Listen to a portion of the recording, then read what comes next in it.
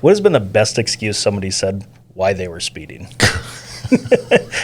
You can use the one that's like the way you can share with everybody here, and then if you want to tell a better one, you can always, we'll shut the cameras off. There might be some offline conversations. It's never been confirmed, but usually diarrhea has something to do with it along the way. But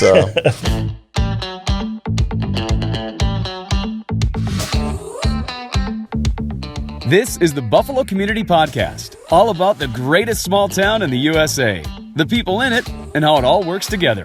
Here are your hosts, Tyler Reiss and Mark Benzer.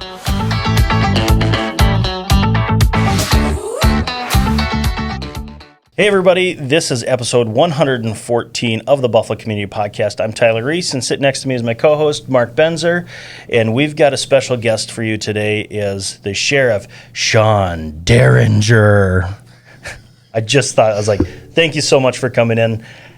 It's always a pleasure to hang out with you and spend a little bit of time. And before we get started, I think you have the coolest sheriff name ever. Well, if I take you back 3.5 or 4 years to the campaign, I've heard that a number of times throughout my entire career. And I think the good Lord knew exactly what I needed. I needed a really cool name to be sheriff. As the last election was very tight, I think it was 1,149 votes, and I'm pretty sure my last name got me those 1,149 votes. So good Lord knew what I needed. Yeah. Absolutely. Well, thanks for coming in. This is, you mentioned it, so let's jump right on to that. You're looking for a second term, and it's unopposed for your sheriffmanship. Your point of duty, sheriffsmanship. I've never thought about how that might be worded, but you totally nailed it. I'll trust you on this one. It's a word. Don't look it up. It's a word. You don't need to. We'll just go with it. It rolled right off. So. That was good. The filing date has closed, and so I filed on the very first morning. It was a 2-week filing period, and it closed the last day of May 31st at 5 o'clock. So 5:02, I received the call that the shutters were closed, the building was closing, and I was the only name on the ticket. And likewise, our attorney, County Attorney Brian Lutz, is also unopposed. So I think that it says something to the direction that everything is going, as well as we're working together, and everything just seems to be going really well right now. Yeah.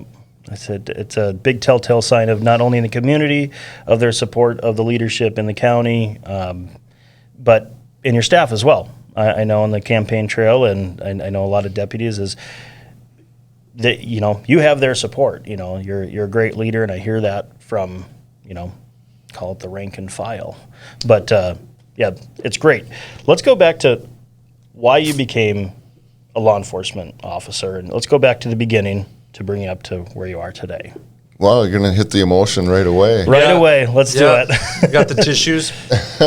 So it was Easter Sunday, 1987. I was 15 years old. I was a freshman in high school. My dad collapsed in front of me. He had a severe heart attack and stroke, spent the next 3 months in intensive care, and was sent home to die. Basically, the doctor after 3 months said, go home, make yourself comfortable. You won't be alive at Christmas.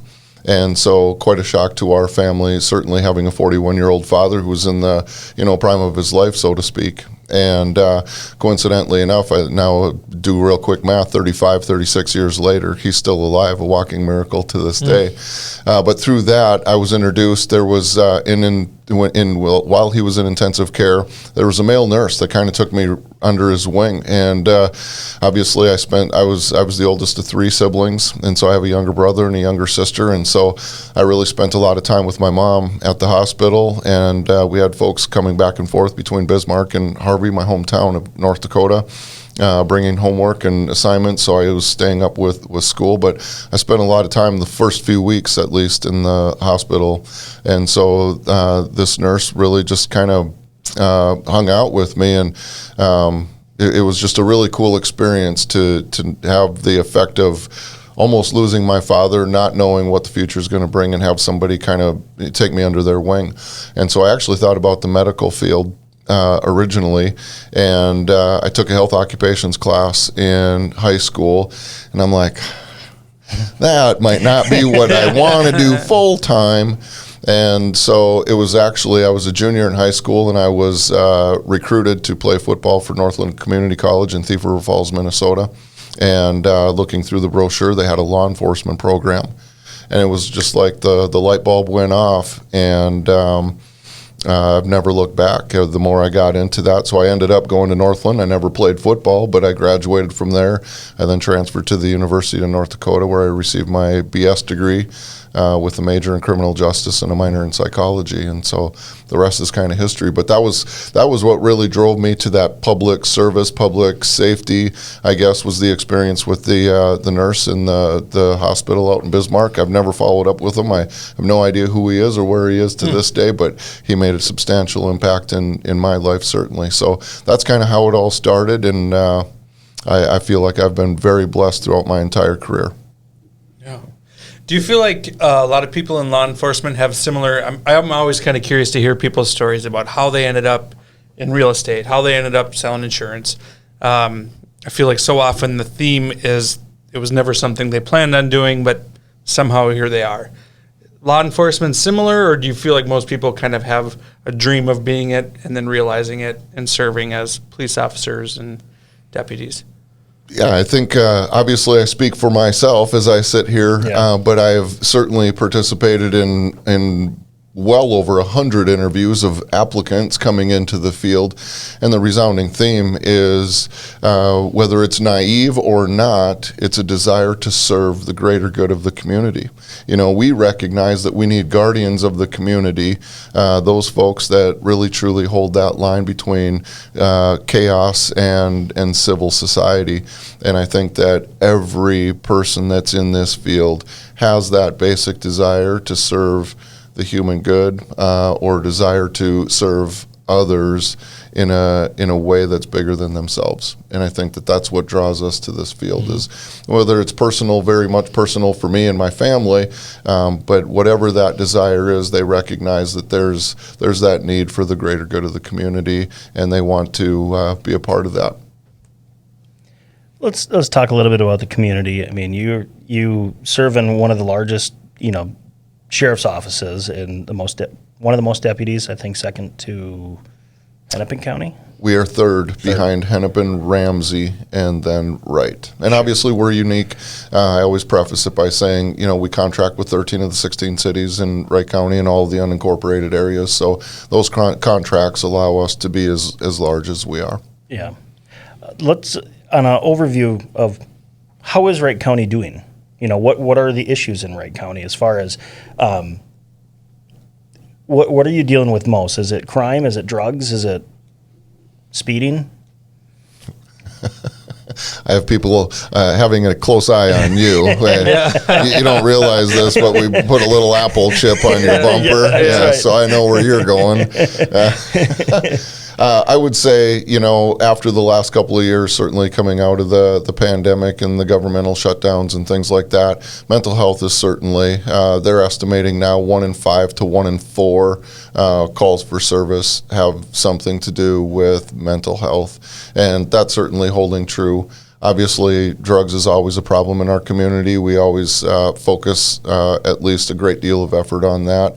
Our fatalities have been up the last couple of years, so we've really tried to think outside of the box and what we can do to bring safety and civility back to our roadways. And so we've actually partnered, maybe you have heard, maybe not. We did a press release on it. It was about a month ago, 5 weeks ago. The Wright County Sheriff's Office, it was actually stemmed out of a meeting with the State Patrol. Sheriff Brott from Sherburne County and Sheriff Soika from Stearns County and me met for breakfast one morning, and we talked about the issues of the day, roadway safety. And we came up with a joint powers agreement. And so Stearns, Wright, Sherburne, and the State Patrol have all partnered through a JPA. And so once a week, we send forces like, I think last week was Stearns County. This next week, we're going to be back in Wright County. Next week, we'll be in Sherburne County. And so the State Patrol partners with us in each one of our counties, and we hit a problematic area. We hit it hard for 4 to 6 hours, give or take. And so we just we're starting to do things like that, but obviously we're still part of the TZD, Towards Zero Death initiative. So we get state funding, grant funding, and so we're out there in force, making sure that the motoring public is as safe and secure as we can. The motoring public. The motoring public. See, I like listening to law enforcement, military, when they start using the alphabet soup. But you do a great job at explaining what that is, so I don't have to ask what the TZD zone is, or TZD stands for, Towards Zero Deaths. Yep. I really appreciate that. Have you spent all your time with Wright County? I started with the Buffalo Police Department, actually. So I started and have worked my entire law enforcement career in Wright County. I was very blessed to interview shortly after we moved here. We moved here a long time ago already, in 1994, and I was still finishing college. I had a last semester, so my wife and I were married at the time, and we spent a semester apart. And then when I moved down here to the Christmas of 94, she had already been here for a few months. She was transferred after graduating from college. She was an executive with Target, and that's how we ended up here. She was transferred to the Buffalo store. And so once I moved down here, I was here for a couple of months, and then I moved back away for another 8 weeks to Hibbing. I had to go to my skills training. So I actually got hired by Target in security, and I did that for about a year, and then was hired by the Buffalo Police Department under former Chief Bob Fix. Yeah. So then in 1997, I started part-time with the county in January, and in July of 1997, I went to full-time. And I've had a very blessed career ever since. Yeah, it's been a lot of moving parts, and I've had a lot of opportunities. Has the as you work your way up, has that kind of always been a goal or on your mind, or has it just been opportunities come up, you evaluate it, and yes or no, but all of a sudden, Buffalo Police Officer, Wright County Sheriff. How did that evolution take place? I still remember the phone call I got from the chief, Bob Fix, offering me the position with the Buffalo Police Department, and I thought that I had hit the pinnacle of my life. I went to college. I graduated from college. We moved 400 miles from my hometown and 200 miles from knowing anybody. And, based on the merit and based on what I brought to the table, I was offered a job. So I think that I've just been open to opportunities. I never went into this field thinking that I would ever be a leader, a chief, a supervisor, certainly a sheriff. And I think that if you look back over the course of my career, God knew a plan long ago, and I've just been very blessed to be on that journey with him. So, but it was never a goal of mine to be in an executive leadership position one day, and so I've been very blessed. There's no doubt. Sure. It's an awesome evolutionary story of where you are. I kind of want to bring a little bit of fun and lightheartedness in here, and I'm kind of curious. What has been the best excuse to get out of? I didn't get a speeding ticket. I didn't get pulled over recently or anything like that. But what has been the best excuse somebody said why they were speeding? You can use the one that's like the way you can share with everybody here, and then if you want to tell a better one, you can we'll shut the cameras off. There might be some offline conversations. Well, it's never been confirmed, but usually diarrhea has something to do with it along the way. But it's interesting, some of the folks, and usually it's just a lack of personal accountability, and but something is going on, and I get that. I've never been overly heavy-handed in enforcement, but I recognize that it's an important part. Why does everybody love a firefighter? They never have to bite. They're always just the hero, right? Law enforcement, once in a while we have to bite, but we recognize that there's a greater good through our enforcement efforts. And while not everybody may need a speeding ticket and pay $150 or $160 fine to change their driving behavior, science tells us that if we're going to change driving behavior, hands-free, for example, verbal warnings statistically speaking, has zero effect on drivers 16 to 35, give or take. I don't remember if it's somewhere between 30 and 40. Sure. Zero effect on changing that behavior is a verbal warning. So if we are truly going to change that behavior, we need to start driving citations. And if they hit that pocketbook, sometimes that's going to change behaviors. And as you know, we've all seen the statistics now that distracted driving is as bad or statistically as bad as intoxicated driving or driving while intoxicated. I think that that's a significant factor bringing, safety to our roadways. And when you pass, so many people and their attention is down in their lap or what's in their hand, that's a problem. And I think that we have to do what we can sometimes, and sometimes that's through enforcement effort is issuing citations. Sure. You mentioned that as many as 1 in 4 of the phone calls that come in are mental health related in some way, shape, or form. Is that something that your officers are trained to handle, or is that something that your officers are being forced to handle, do their best, but maybe there's not a perfect solution for that right now? Well, I think whoever figures out the perfect solution is going to be a multi-gazillionaire, legal, proper term. So obviously there's shortcomings in the system. So to answer your question straightforward, yes, we go through quite a bit of training. The Post Board actually the last few years has changed the training requirements for law enforcement. It has to pick up on that implicit bias, the bias that we have, but certainly dealing with the mental health or mental component of it, including autism. That's become a very big thing that we specifically train on over the last couple of years, more specifically probably than ever before. I think that we're also very blessed in the Wright County community as we have wonderful partners. We have wonderful relationships with our hospitals, and the other partnership that we have is Central Minnesota Mental Health right out of Monticello. And so we're able to go, maybe somebody isn't in crisis, maybe it's just a bad day, and we're able to connect them right then and there on the phone with somebody at Central Minnesota Mental Health. And oftentimes it's just enough to get them through that time that they're having, knowing that they have been introduced to a resource for help. Maybe they have an appointment scheduled for the next morning, the next afternoon. And oftentimes people just don't know where to go. They're having a bad day, something isn't feeling right, and they don't know what to do. And I think by that partnership alone has really changed how we're able to respond to some of those calls. And they also, depending on the situation, they also have a team that is able to gear up in a short amount of time and actually meet us right there at the scene. And obviously we have the ability to sign a hold, health and welfare hold on folks. Transport them to a hospital by ambulance. And so really just depends on the circumstances, but oftentimes we've had a great deal of success by talking to them. And that's been one of my visions as sheriff, is to making sure that all of our staff recognizes the human component in the calls for service that we deal with, and everybody leaves situations with us with their dignity intact.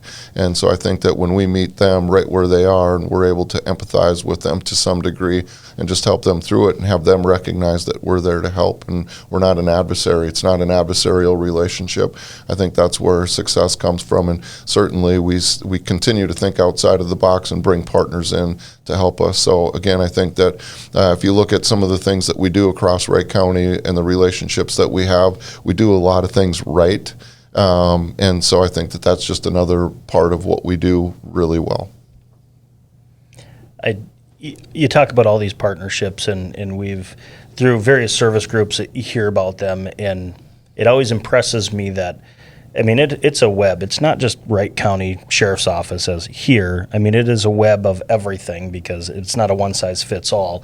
It's not just being a police officer of emergency or anything like that. It's a lot of service as well.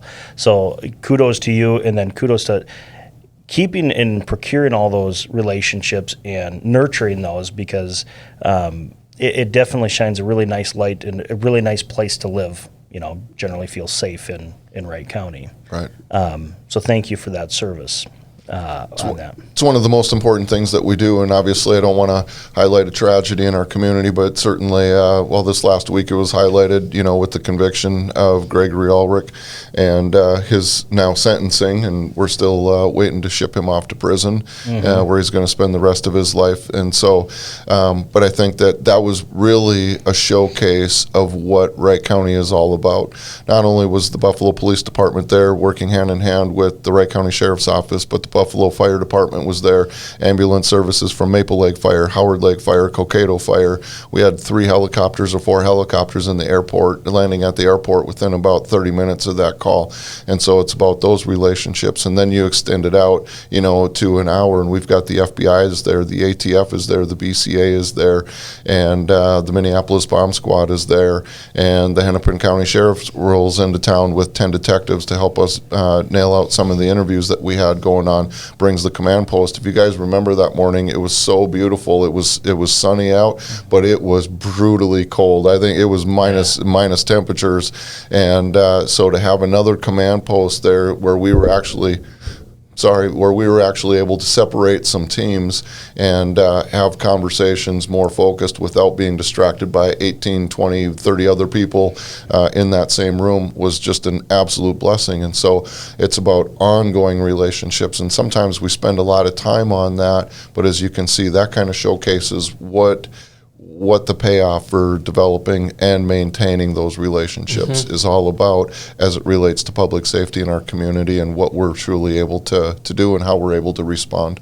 Yeah, it's mind-boggling that, sticking with that situation, February 9th, how the way things play out and the way different organizations are working together, you would think that it happens all the time. And there's training, and I'm not asking you to divulge any company secrets on anything, but you have to train for these things so that everybody can coordinate. Also knowing that it's probably not gonna, what are the chances that we're gonna have to train for a mass shoot? And then it happens, and then you just fall into place and things go well. So that's mind-boggling as to how everybody can work together like that, and it's not just chaos within responders. If you fail to prepare, you're preparing to fail. And so while it might seem on the outside that we spend a great deal of resources and time in training scenarios similar to that, knowing that it had never happened in the history of Wright County before, you don't know when that beautiful sunny morning is going to, change to something more drastic. Mm-hmm. And speaking of training, there's an awesome partnership with the FBI and the new training facility out west of town. Expand on that a little bit of we've got some awesome resources here for our sheriff's department and our county. Well, I have to give kudos to the county board. Yeah. They came along and partnered with my vision. I've been a firearms instructor since 1999, and so I've spent the vast majority of my career in the training field. And so actually in the early 2000s, I was blessed with the opportunity to go out to Pittsburgh, Pennsylvania for 8 days, and I went to an NRA range development course. And so historically, when I first started and prior to that, we would rent or lease facilities. We partnered with the Waverly Gun Club for a while. We partnered with the Monticello Sportsman's Club. For our use of force training, we would partner with high schools, Maple Lake, Annandale, Monticello, STMA, all helped us with mat rooms. But as we continued to grow, I think in 1997 when I was hired, I was number 83 on seniority. We're at 167 right now for license. And so as our training needs continued to evolve and grow, it became just a scheduling nightmare with the conflicts. And so when we need a place to train, we need a place to train for, the better part of a couple of weeks. And we do that quarterly. And so it became evident that we needed our own facility. And I think that timing was everything with the new buildings and the infrastructure that Wright County needed at the time, that it's not a small ask. I get that.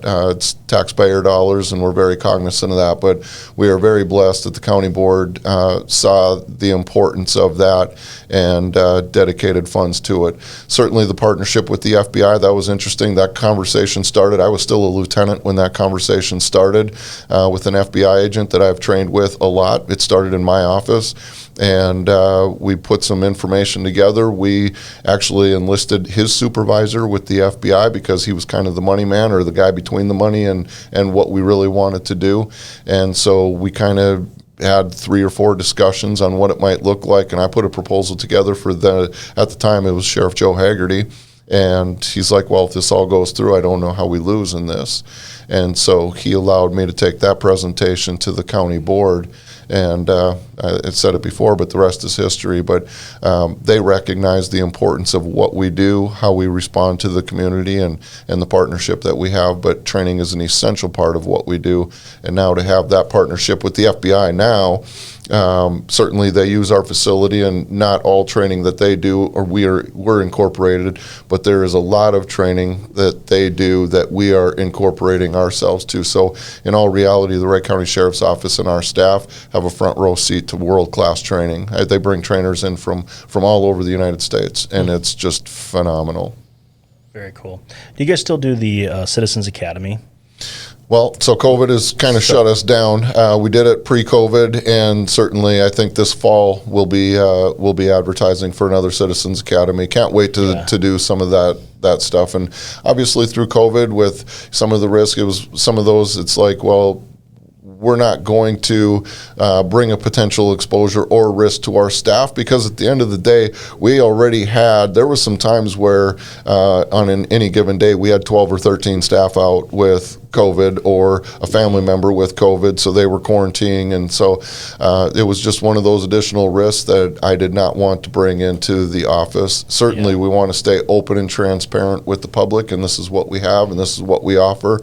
I think that if anybody saw, we did a Facebook post with the open house a couple of weeks ago. It was a glorious day, Friday afternoon, and we served about 900 meals. I think there was over 1,000 people that attended. It was just remarkable. And so I think people are really wanting to get back out and do things with their family again. And that was certainly a great day, and a blessing for me to be a part of that.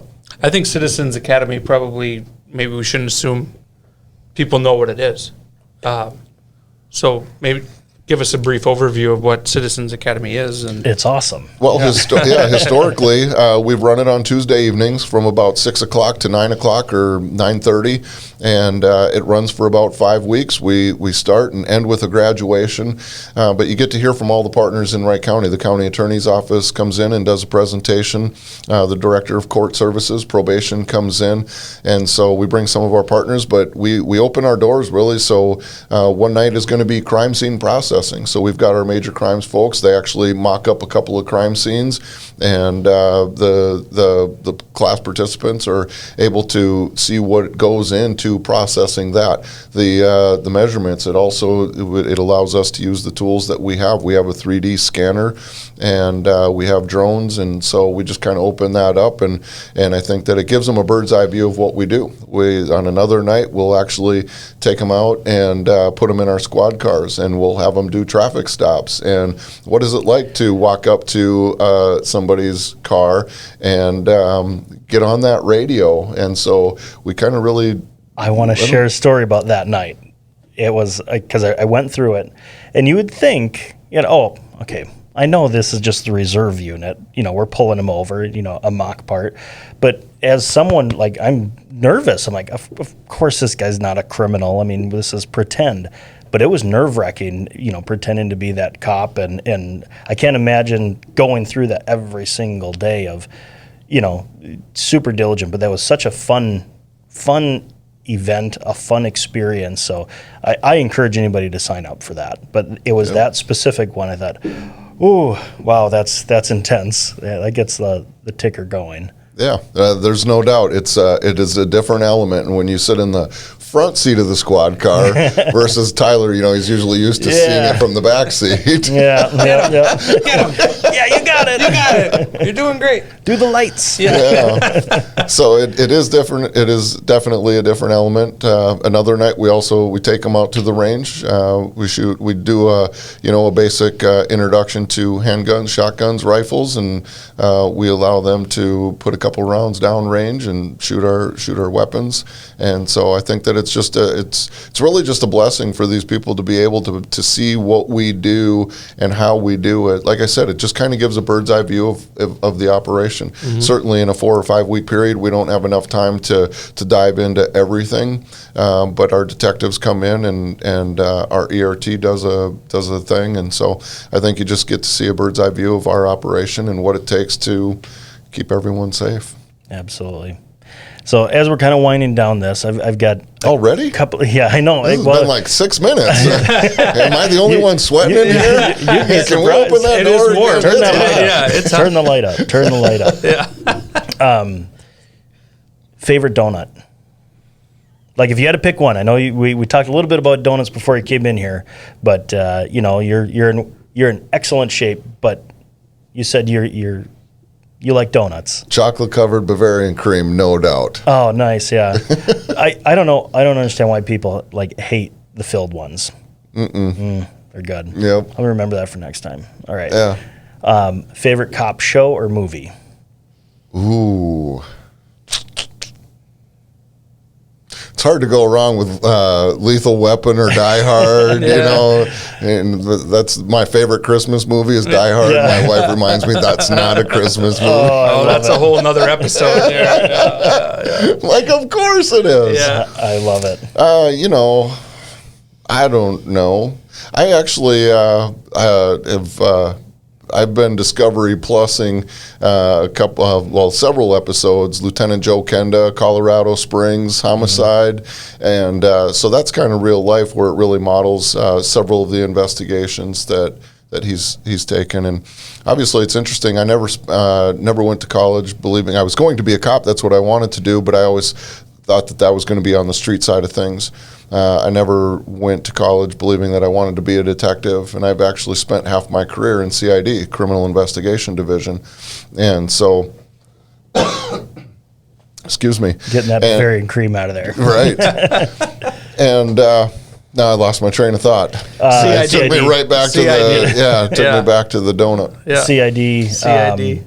Criminal Division, investigative. I don't remember where I was going with that. All right. So I apologize. Maybe what was the question that led me into that? I don't know. Favorite cop show. Oh, favorite cop show. So that's where you really outline investigations, and while we don't have 50 homicides a year, maybe like Colorado Springs does. We average 1.5 to 2 homicides a year in Wright County. And so I've certainly been part of several of those investigations. And it's interesting when he's being interviewed regarding a particular place, maybe they hit another dead end and it's the 5th dead end that they've hit in this investigation. Mm-hmm. And it's really one of those things where you have to take a deep breath, pick yourself back up, and stay focused because there's more to do. And so you really have highs and lows through those investigations. And we've certainly had a few of them. And certainly in modern history, I think the last unsolved homicide in Wright County was back in the early 90s. So we have 100% solve rate since the 90s in all of our homicide investigations. And I think that we spend a lot of resources, and thank goodness we're not like, I won't say a city, but the metro area where they have them every single night. And I don't know what that division looks like, their homicide unit looks like, but you're not wrapped up with one and now you're starting another one. And so that 48 hours, that window really, I think, is very telling, where we have a dozen detectives. We're going to send 6 detectives and we're going to work that case for 3 solid months if we have to. Yeah. Well, you take a case like that and work it for 3 solid months and you come up with 5 or 6 different suspect pools, or evidence leads you one way and all of a sudden you hit that dead end. And wow, it's really important to get back in that room, regroup, because we still got some things to check off, and you keep focused. But there are highs and lows through all of those investigations. So I think that probably, to answer your question, quickly now. I think it's those real life experiences where they really play through an investigation, and because I think I can relate so much to some of those highs and lows and really appreciate the work in the interview tactic and the technique that's used in soliciting information from people that don't necessarily want to give you that information. So I think there's a real gift to that, and certainly the longer you do it, you can train for it, but sooner or later it just comes through repetition and practice. And so I give a lot of credit to our detectives because they do really good work, and technology has helped us out tremendously with the power of subpoena and search warrants, and what we're able to do with Google and place people in certain positions and places certainly can help an investigation. Crime doesn't pay. We make it very difficult in Wright County. Very good. I'm hoping that you can finish this quote for me. Cops is filmed on location with the women and men of law enforcement. All suspects are innocent until proven guilty in a court of law. Anyway, is that your favorite? You're really a cops kind of guy. I like cops. I just thought all cops watched Cops. Yeah. But I really appreciate it, Sheriff. It's always a pleasure sitting down, talking with you. Thank you for coming in. Thanks for sharing your story for all our people in Wright County here. Absolutely. Maybe I should have been looking more at the cameras, but this is more just felt like really a nice conversation. Yeah, that's our goal. Yep, absolutely. But for the Buffalo Community Podcast, I'm Tyler Reiss. And I'm Mark Benzer. Sheriff Sean Deringer.